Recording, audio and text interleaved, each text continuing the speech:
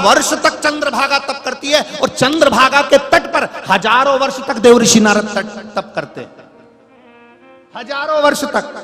केवल एक थोड़ा सा अहंकार झलक गया था देवऋषि नारद के जीवन में, थोड़ा सा अहंकार। उन्होंने कामदेव पर विजय प्राप्त कर ली थी और शंकर जी से जाकर कह दिया था मैंने कामदेव को जीता है। शंकर जी ने इतना कह दिया था ये रुद्राक्ष की माला पहनो, मैं बड़ा प्रसन्न हूं क्योंकि आपने कामदेव को जीत लिया। पर भगवान विष्णु को मत कहना कि तुमने कामदेव को जीता है। पर देवऋषि नारद के भीतर इतना अहंकार, इतना अहंकार, इतना अभिमान जाग गया था कि उन्होंने भगवान विष्णु के सामने जाकर कह दिया जिसको महादेव नहीं जीत पाए उसको मैंने जीता है। धन तुम्हारा है, वैभव तुम्हारा है, सत्ता तुम्हारी है, दौलत तुम्हारी है, सब कुछ तुम्हारा है, पर जीवान भी तुम्हारी है, जिब्या भी तुम्हारी है। बहुत सोच समझ कर बोलना पड़ेगा, बहुत सोच समझ कर।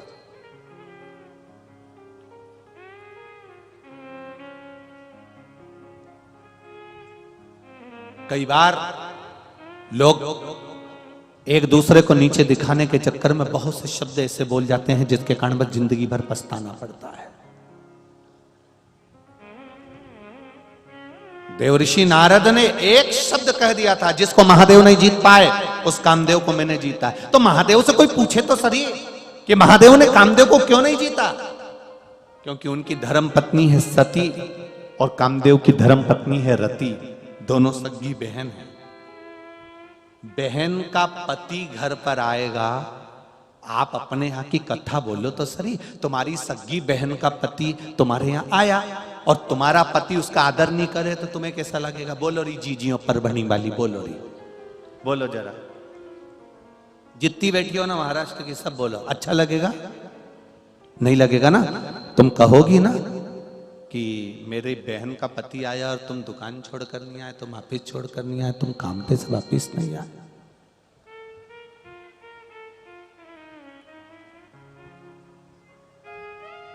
पति कहेगा मैंने दुकान पे उनसे मिल लिया था, भले मिल लिए थे पर कम से कम आधा घंटा तो देते थोड़ा बहुत तुमको।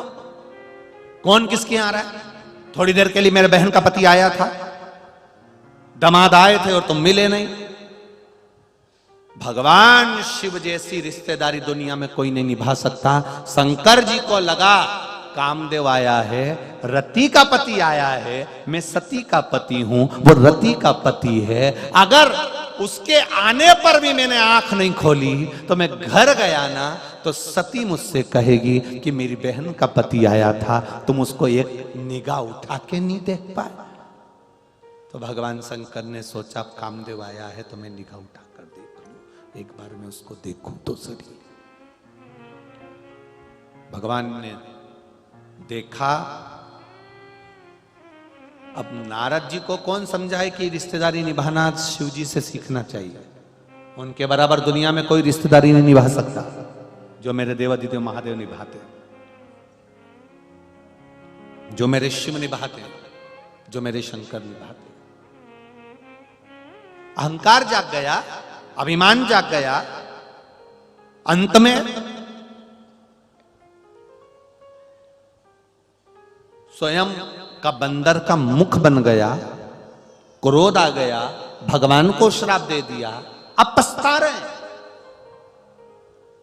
कि मैंने अहंकार के शब्द कैसे बोल दिए, मैंने अभिमान के शब्द कैसे कह दिए, मेरी मुक्ति कैसे होगी, मेरा मोक्ष कैसे होगा, मैं इस अभिमान से बाहर कैसे निकलूंगा।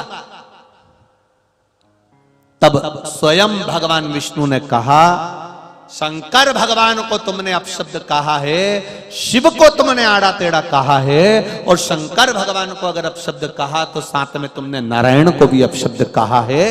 ऐसी भूमि, ऐसी जगह जहां पर नारायण और शिव दोनों साथ रहते हो, ऐसी जगह पर जाकर तुम्हें तप करना चाहिए। तो ऐसी जगह कहां है जहां नारायण और शिव दोनों एक जगह पर मिल जाएं? तो कहा वो भूमि केवल पंढरपुर है, पंढरीनाथ का स्थान है,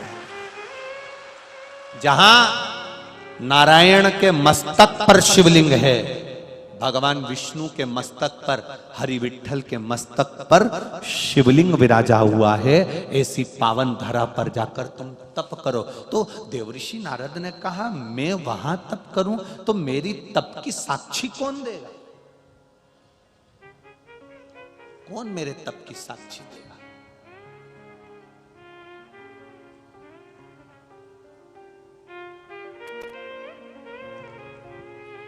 तप की साक्षी कौन दे?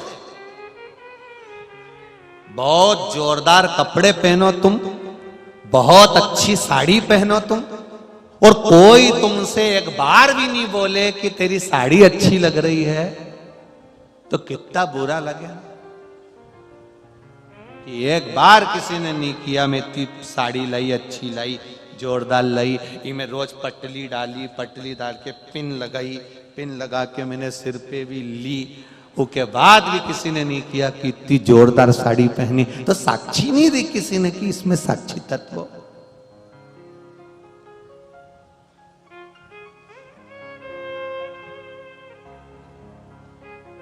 साक्षी कौन देगा? कि देवऋषि नारद का जो अभिमान टूटा, उसका जो तप करा, उसकी साक्षी कौन देगा? तो क्या साक्षी वही दे सकता है जिसने, तुमने तप करा और तुमसे ज्यादा जिसने तप करा। देवऋषि नारद कहते हैं मुझसे ज्यादा तप कौन कर लिया? कौन करा होगा और कौन करेगा? मुझसे ज्यादा तप कौन करेगा और मुझसे ज्यादा तप समुद्र में कौन जाए? कौन कर सकता?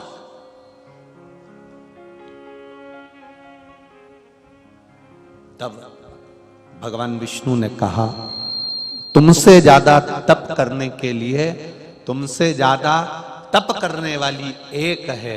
कौन? कहा जो भगवान नारायण के चरणों में रहना चाहती थी, शिव की प्रिया थी, भगवान शंकर की भक्ति में डूबी रहती थी, दिन रात तप साधना करती थी, एक पल भी उसका खाली नहीं जाता था।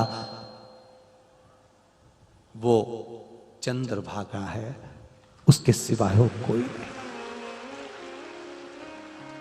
वो चंद्रभागा।